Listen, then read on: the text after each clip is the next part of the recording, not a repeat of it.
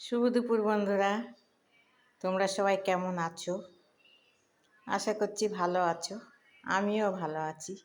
আবার দুপুরে মেনু থালি নিয়ে চলে এসেছি টেবিলে। দেখো সাজিয়ে গুছিয়ে দিয়ে কি আছে আমার থালিতে। দেখো বন্ধুরা, ভাত, গন্ধরাজ লেবু দিয়েছি, খেতে ভালো লাগে, কাঁকরোল ভাজা, টক ডাল,